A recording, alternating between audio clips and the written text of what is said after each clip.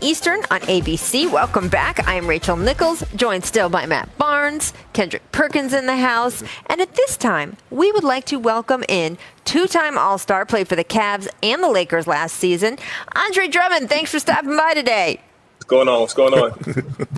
Very happy to have you. And I just want to get to it because you recently commented on Instagram. A fan said they wished that you would dominate the paint like Brook Lopez and DeAndre Ayton. And you said, tell y'all coach to play me more.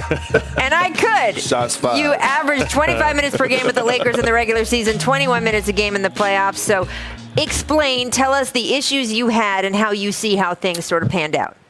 Well, one, it wasn't an issue to begin with. I used that to. I'm actually launching an NFT on Friday, so that was just to get everybody's attention to really look forward to something. Well, we will ask you about the NFT too, but that's interesting strategy. Strategic.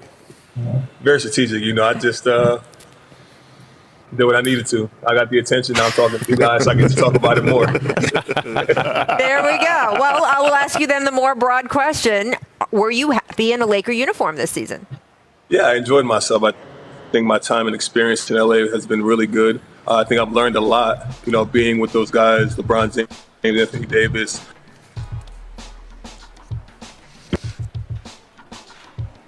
Oh, we lost Andre there for a minute. There we go. Got it? Yeah. Yeah, I think my experience in LA was really good. I really enjoyed myself being out there. I learned a lot, and just looking forward to what's next. Nice. Andre, big fella, big perk here. Hey, look, with the centers and bigs starting to dominate the game again and bring life back to the center position, who's the best big in the game right now in your eyes? Best big in you can't say, game. Look, and you can't say yourself, all right? I wasn't going to say myself. Jokic is up there. I think Jokic is up there right now. Joel Embiid, obviously, is another dominant big. Anthony Davis, give him respect as well too. But I think that's pretty it right there. So you going with Jokic as your number one? Yep. Well, who are you going with your number one, Perk? I mean, I'm gonna go with Jokic. He won the MVP. All right, one thing about me, Rachel, is that I'm not gonna straddle the fence. All right, go ask me, I'm gonna tell you. I'm going with Jokic. Amen. Big fella Andre, what's up? It's Matt Barnes here. Question: you were caught on camera in Game 3 when Braun was backing down Crowder. You were doing the back down move, and everyone kind of saw it. You guys ended up winning that game, but that sparked the Phoenix Suns. They went on to win the next 3 games and win 9 straight. Did you think the mimic and having fun at the time was going to really cause them to lock in and go on the run they made? For me, my experience in the playoffs was very pleasant. So for me to have a win in the playoffs, I was excited. Cheering my teammates on, regardless of what it looks like. There are people celebrating their own ways. So did I think it was going to become a big thing? Not really. That just was a in the moment thing where I just was hyping my teammate up. He was having a good run. Absolutely. Well, look, you had a finals prediction, right, that I saw? Yeah. Did you see that, where he tweeted out Suns in 4? Oh, you got the Suns in 4. I didn't know that. That's your prediction for this series? But that day, I was continuing. Yeah, while the ball's still rolling, Suns in 4. I was continuing the troll. I was trolling everybody, man. But I think the Suns have a good chance of winning it all. I think they deserve it. They've overcame so much this year, and they're a fun team to watch. Well, look, man, you did get everyone's attention, right? So talk to us about the NFTs. What is this project that you were doing that you've been trying to put yourself out there a little bit more so people see it? Yeah, so this project I have going on right now is a one-of-one where I fly a fan out and their best friend. They get a chance to come out and meet me. We designed one of my game shoes. They get to put whatever twist and turn whatever they want on the shoe. I'm going to wear it for that game. Fly them out first class, put them up in a hotel. They get to come see the game. And after the game, I hand deliver the shoe and sign it to them. So, okay, can we enter? can we enter the winning? I mean, if you want to. We both got kids. We both got boys. Right? We there can you go. them, right? Bring them out. Bring them out. I'll do that for free for you guys. Y'all my brothers, man. Yeah, for sure. Man. Appreciate Look, that. I love all the ways. One of the big conversations over the last week or two are the way college athletes can make more money off their names and likenesses. But I also love the way that a lot of pro athletes are now getting into different spaces, whether it's media and podcasts and other things that can generate income from them, whether it's shoe lines and clothes and other things on that tip. But this also NFT market has really exploded. And the idea that you are packaging that with an experience and you're going to be able to make that sort of more of your line out there beyond basketball is really, really cool. So, Andre, thank you so much for joining us. Thanks for clearing up a few things. Thank you, guys. Of course. And now we know when you troll an IG, we know when you're putting stuff out on Twitter, we know that you've got a larger scheme, a little chess there and not just checkers. Come on, always chess. Thank you so much, Andre. All right, Thank you, let's guys. stick with Appreciate the big men theme with these guys on set, right? 2018 #1 overall draft pick is playing in this series. DeAndre Ayton joined impressive company in his finals debut. Only Ayton, and yes, he was Lou Alcindor at the time, but that's Kareem Abdul-Jabbar to you. He had 20 points, 15 rebounds, and 80% shooting in their first ever final game. So both of those are the only two men in history to clear that bar. Perk, what has impressed you most about Ayton's game this postseason? Everything. But can we take a moment and shout out Mark Bryant, right? Because I feel like he flies under the radar. When you look at Mark Bryant, he has been a long-time assistant for 20-plus years, a guy that worked with Dwight Howard when he was in Orlando playing some of his best basketball. Also a guy like Serge Ibaka, Steven Adams, and he's now working with DeAndre Ayton. And what I noticed about DeAndre Ayton is that we all know he had the skill set, but now he has that killer mentality. He has that dog in him right now where he's dominating on both ends of the floor. But the thing that impresses me the most about him is his rebounding. The way he's able to rebound, like perimeter-wise. Like, it's not just standing in one spot and snagging. The way he's able to maneuver and move and go get rebounds is something fun to watch. And I think he's a David Robinson 2.0 in my opinion. I love that. I think obviously Chris Paul coming to this team has helped simplify and have Ayton understand what his role is. And I mentioned on yesterday's show when Jeff Van Gundy said, rebound, run, and roll. So I think he's done a good job of just kind of simplifying. He's so talented, so he didn't really know what to do when. He can pick and pop. He can roll. He puts pressure on the rim. And then, like Perk said, he's an old school big that can really rebound. Some guys are big and just don't rebound. This guy, cleans up the glass, blocks shots, protects the paint, catches lobs. He does everything you're asking. Again, Chris Paul has a tremendous track record of getting bigs paid, starting with Tyson Chandler, then my former teammate DeAndre Jordan with Lob City. He helped Clint Capella get some money, and he's going to do the same thing with DeAndre Ayton now, and also help him get a championship. Absolutely. I mean, certainly that bag is coming, right? Yes, so sir. whether the ring comes or not, the bag is coming. Let me hold something. Back the Brinks truck up. I do love, though, how DeAndre has really borne down and the work ethic he has shown, especially since Monty Williams got here, being receptive to Monty telling him that he did have to work harder. Monty told him, you can work at a level where you show up and collect a check, or you can work at a level where you show up and then collect wins, and it goes somewhere.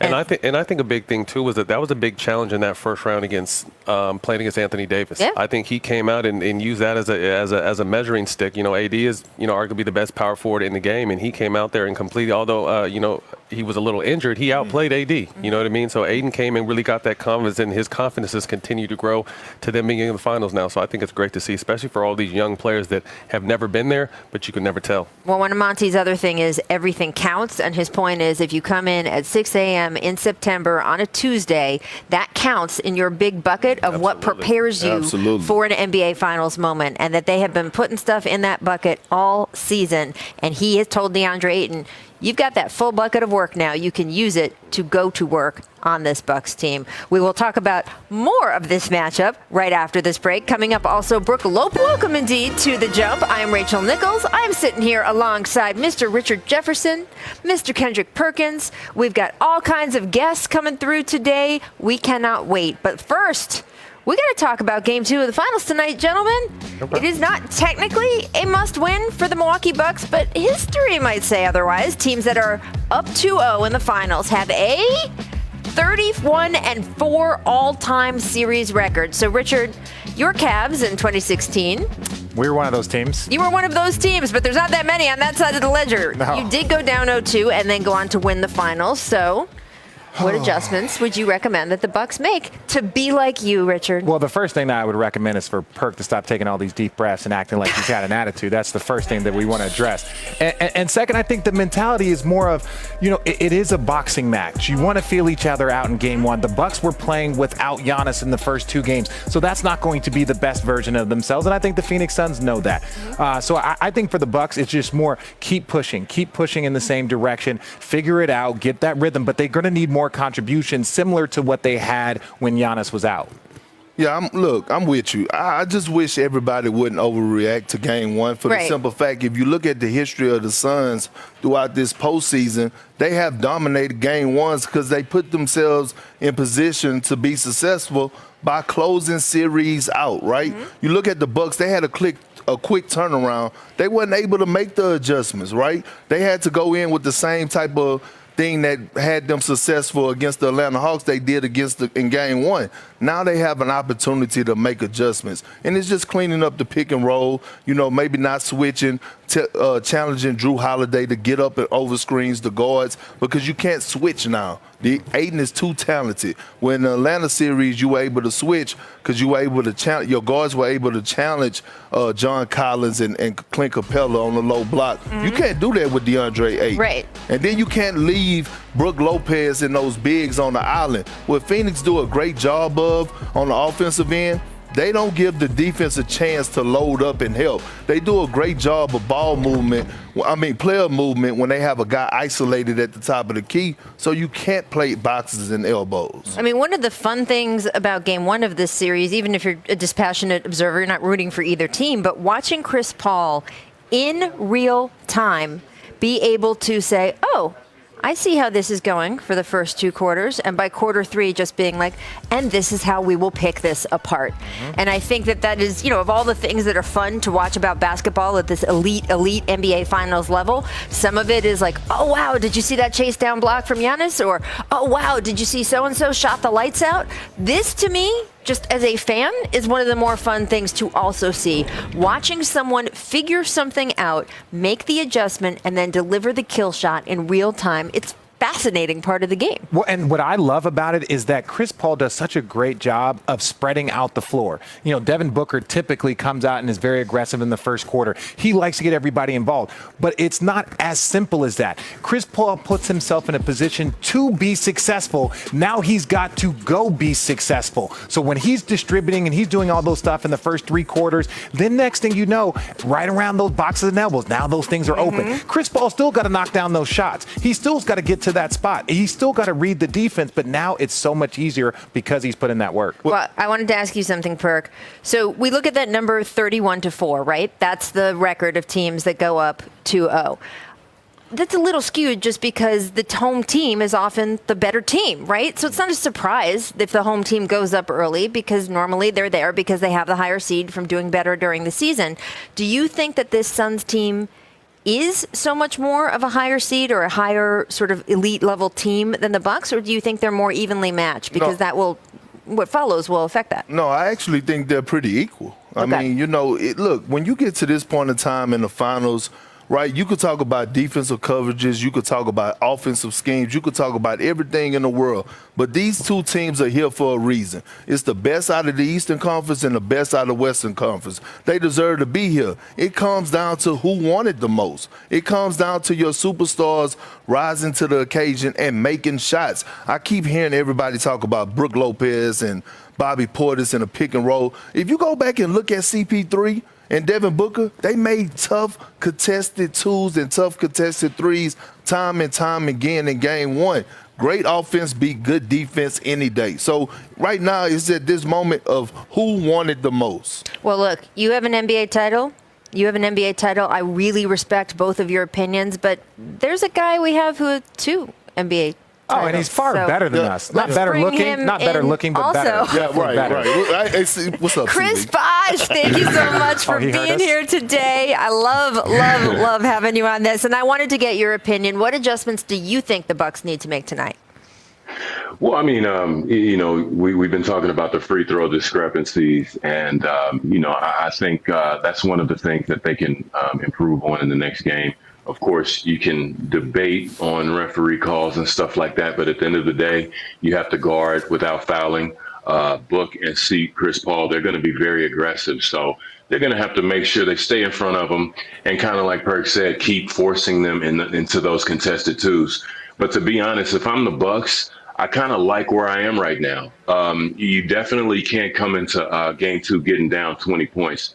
I think if you're in that position in the finals against any team on the road, that's no good for you. They need to make sure they come out strong tonight, make sure they have a better game plan and a better effort in the beginning of the game to make sure that they could be a little closer. But all in all, they've got to play a little bit better defense. I think they can be pretty happy with that. But really, they've got to score a few more points and get a few more stops. And I have to say, last week on the show, I said that I didn't think Giannis was going to be able to come back. I have to give him his credit.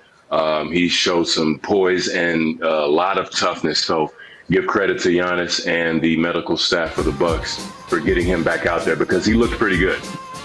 I mean, he obviously several basketball moves he made during that game were just exceptional. The chase down block obviously is just such a visual representation of his athleticism. That big body was okay. the most impressive thing I saw. Right? That big body. You don't know nothing about the big body. I do want to pick up, though, on what Chris was just talking about with the free throw disparity, right? Yeah. Certainly one of the big storylines of Game 1. The Suns were 25 of 26 at the line. The only miss came just within the last 30 seconds of the fourth quarter when the score was already pretty much decided.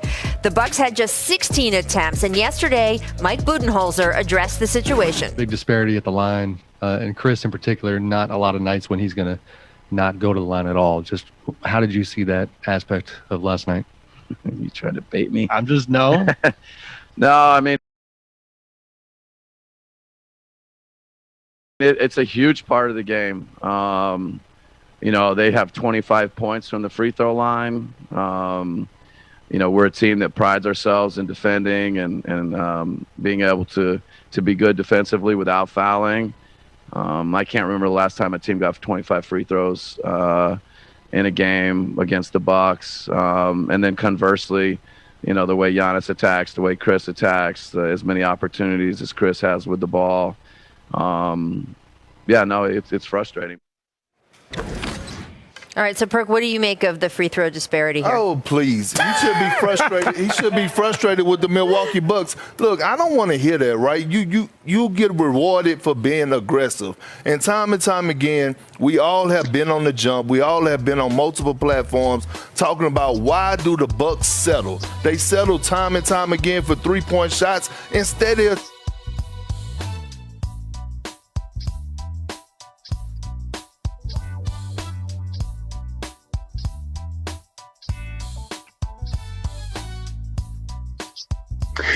Yeah, I mean, I think, you know, it is a huge disparity. 25 free throws in an NBA Finals game. If I'm on the other team, I would be a little upset too. But, you know, it's game one. It's one game. They're going to continue to attack.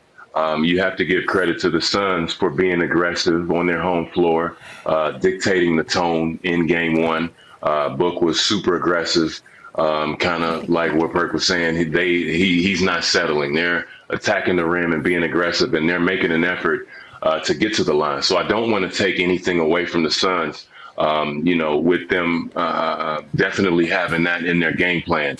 And, you know, they're taking and they're making their shots. So, 25 points off of free throws. You can argue that if the Bucks have 25 free throws as well, will they convert that many points? So I think all in all, at the end of the day, you just got to play the game. The referees are going to do their job. The teams have to do their job. And, you know, you've got to guard without fouling. And look, you know, Devin Booker, he was 10 for 10 last game one. He's one of the best scorers in the league. So it's not going to be easy. So we'll see how the whistle's going to be tonight. But usually in game twos, in my experience, those are the harder fought, more physical games. So we'll see what the Milwaukee Bucks' game plan is, who they're going to guard, and how their matchups are going to be coming out in the first quarter. Yeah, no, I completely agree. Even on the broadcast last night, they said, or 2 nights ago, they said that the Milwaukee Bucks look a step slow, and that's why coming out in the third quarter, the Suns really started running away with it a little bit. When you're talking about fouls and you're talking about mismatches, and the Bucks play big so often, and then you have the Phoenix Suns moving that ball and playing small, but also Chris Paul is historically known as one of the individuals that is the best at drawing fouls, getting teams in the bonus, getting guys to the free throw lines, little ticky-tacks when his team is in the bonus. Let's not distract from the fact that they did do some things very well on the defensive end. They held Devin Booker to 1 for 8. Jay Crowder didn't make some shots. So, even if you take away 6, 7 of those free throws, Devin Booker's probably not going to go 1 for 8 from 3. Jay Crowder's probably not going to miss all of his threes. So, yes, you might have gave up some points there, but you did a good job in other areas. It's all about adjustments and your aggressiveness. This is less about the Phoenix Suns and more about the aggressiveness of the Milwaukee Bucks. And your point about getting tired, look, the Bucks came right off of a long and contested series with the Hawks, pretty much straight coming out here and diving into this NBA Finals. The Suns, not for the first time in this playoffs, took care of their business early enough and had a little bit benefit of just scheduling and when different series started and didn't to get some rest. And I do think you saw that disparity also. And we'll see if with a little more rest, if the Bucks now can attack the paint a little bit more aggressively. All right, guys. Anybody else notice that Richard's trying to grow hair on the sides? I don't know if Director Kathy can do a close-up. No, she can't. She can't. There we go. We'll take the commercial break to discuss this a little bit more. But before we let you go, Center Brook Lopez, take a listen to our conversation. Well, at this time, we want to welcome Bucks center Brook Lopez to the Jump. Thank you for being here. Thank you for having me. Love it, Brook. You have now played in an NBA Finals game. It has happened. So what are the finals like compared to all of the other hundreds and thousands of basketball games you have played? Yeah, obviously there's a lot more ceremony. The fans really brought the energy last night. But, once you get underway, obviously it's just kind of another basketball game. That's how you handle it professionally. But it was such a great environment to be a part of. Brook, Matt Barnes here. With Giannis going down in the Eastern Conference Finals, his status for the finals was uncertain. What kind of boost did he give your team in your locker room once you guys knew he was playing in Game 1? It definitely gave us a lot of confidence, great feelings, obviously just to have your leader out there with you and go into battle in Game 1. And, we know he's not completely 100% right now.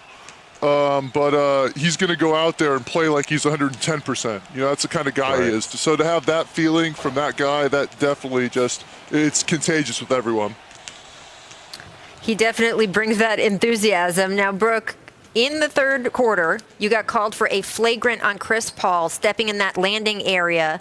You didn't really react at all. What happened on that play? Yeah, obviously, CP's a great player. He made a tough shot. And, I can't lie. I kind of felt when I went to contest, my foot slipped under there a little bit. So, I felt I was in there. And that's the call they made. Well, obviously, he went on to play okay, so you don't have to have guilt about that. You do have the flagrant on your record. That's all going into Game 2. I know Matt wanted to ask you about tonight's game. Yes, this is all about adjustments, particularly in the finals. What adjustments you guys feel like you need to make to come out stronger in Game 2?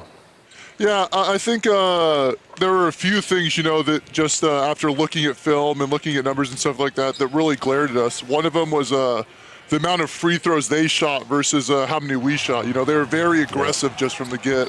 And we definitely could use that same intensity, just trying to get to the basket and drawing fouls. And then they had a ton of transition points as well. I think 25 transition points or something like that. So those two numbers together, I think, obviously make it a completely different game. That just shows how aggressive they were coming out in Game 1. Now, Brook, you know that I think you have one of the best nicknames in the league, Splash Mountain, of course, playing on your love for Disneyland and Disney World. Do any of your teammates actually call you that, or is it just fun for us in the media? No, they definitely do. I know Giannis absolutely loves it. Giannis is all about it, a few of the guys.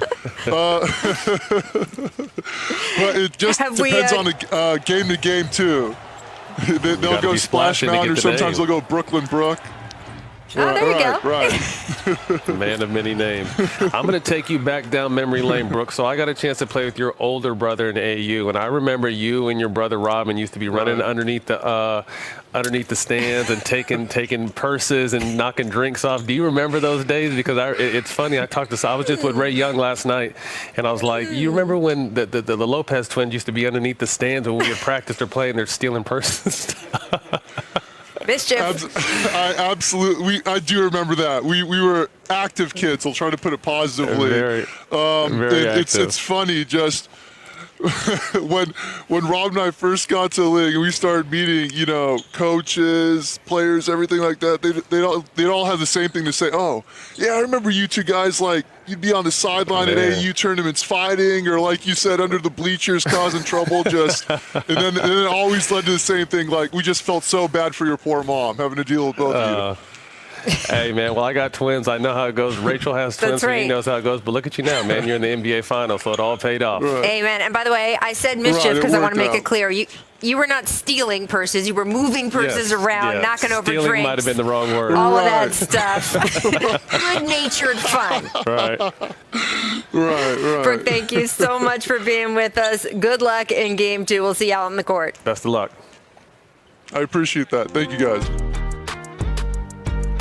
Thank you so much to Brooke. Kendrick Perkins has twins, too. We're just twin central around here. Can't speak for whether there will be any twins showing up in tomorrow night's game, but we'll have some predictions coming up right after this break. Stick with us.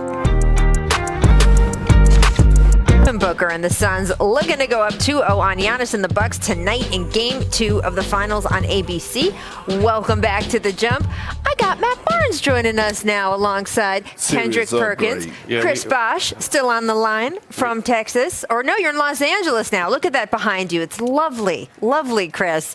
This offseason, guys, you will remember that the Celtics did some reshuffling, right? Brad Stevens stepping aside as coach, but now being lifted up to GM. Danny Ainge retiring. Taking Stevens' place, though, Ime Udoka is now the head coach. And yesterday at Team USA basketball practice, Boston star Jason Tatum speaking for the first time about his new head coach. Take a listen. Coming up as an assistant, you get your first head coach job that, you're driven and motivated, and from the conversations that I've had with him since he's, gotten the job, I can tell he's just really, really excited. So, it's going to be fun, and, we're going to try to accomplish something big. Perk, do you like how I said Team USA basketball practice as if maybe they had been on the swimming team or the gymnastics team? I just wanted to clarify that for the people. The Celtics team, though, that Jason is on is, I know, a particular interest to you, sir. So what do you think it will take for new coach Udoka, Tatum, and the Celtics to be title contenders once again? Well, in a perfect world, I would like them to get Kyle Lowry, but I don't think they have the capital or the money or the cap space to do it. I would actually, consider trading Marcus Smart for Malcolm Brogdon. I would bring him in. I think he's a guy that fits in well around the two guys that matters the most, and that's Jaylen Brown and Jason Tatum, right? He's a 50, 40, 90 guy. He knows how to play off the ball. You saw him when he was with the Milwaukee Bucks early in his career. We saw him with the Indiana Pacers and how he's able to be a system guy. So a guy that complements him very well. He's making around $20 million a year, which he deserves it. He could go out there and get you 20 a night, and he don't need the ball in his hands. He also can run the point if you need him to. And he's not bad on the defensive side of things. I think Perk made a great point. It's been an experiment as far as trying to find the right point guard to fit with Tatum and Brown. They tried Kyrie. That didn't really work. They tried Kemba. That really worked. And those are score-first point guards. I think, as Perk pointed out, you need someone that can, initiate the offense, get the ball in the right people's hands, knock down shots when needed, then play defense. So I think that's probably the most important key to this team getting back on track. I think last year got kind of lost in the shuffle with the pandemic, injuries. I think Brad Stevens lost that locker room early in the season, and you can kind of tell through their inconsistent play. So I think adding Moses Brown for that Kemba Walker trade is going to be a big for him. He's a big, tall kid that can rebound, block shots, and really hold that paint down. So I'm really looking forward to these guys getting back on track. But again, I think finding a point guard A throwback Rondo ideally would be perfect, and I'm sure Celtics fans would like that. But someone that can definitely get the ball in the guy's hands in the right positions and be effective on both ends. I mean, Rajon Rondo himself might be available, Hey, Matt Barnes. I just don't know if you can stick him in a de-aging time I machine. love Rondo, but that ain't it. Chris Bosh, look, Kendrick brought up trading Marcus Smart, which has been heresy to Boston fans for a long time. But do you think a move like that to get someone back who can have a little different element to that team is a smart move, or do you see something else being a better decision? Well, I'll definitely have to go 3 for 3 with the fellas. They do have to have an upgrade at point guard. That's been a struggle for them for years. And sometimes it's really taxing, especially on Tatum, Marcus Smart, to play those point guard positions sometimes, play, pretty much out of their positions and try to make things happen. You definitely want a floor general out there that could dictate the offense, get the ball to where it needs to go, and really run that team. And really, outside of that, they have everything else. Bringing back Al Horford, they have veteran leadership in the locker room. I want to give credit to Ime Udoka for really just putting the work in and making sure he's ready and available when his time came. I mean, he's been a great assistant coach for some time, and now it's his time to shine up there with Boston. And I'm sure he knows the position that he's in.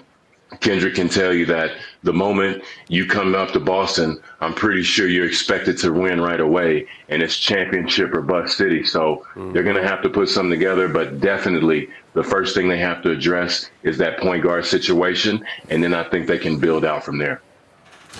I think one thing to keep in mind, too, which makes Perk's point more valid, is although Marcus Smart is that emotional leader, that defensive leader, Jason Tatum and Brown are actually two-way players. They both get in and play some defense. And normally with young scorers, it's only one side of the ball. But those two guys play both sides of the ball. That's which makes, again, heart and soul Marcus Smart. I love to see him and what he's done there. But it makes him expendable because your two best scorers can also play defense. Yeah, well, I like the idea when everyone gets to be a two-way player because there's play on both ends of the basketball court. That's personally my preference in a player, but that's just me, and I'm more of a fan. Chris Bosh, thank you so much for joining us. You will be back with us through these finals. We love hearing from you. We'll see you soon. Everyone else, stick with us, though, because up next on The Jump, former Laker, current free agent center, Andre Drummond is going to join the show. We'll ask him about some of the issues he may have had with playing time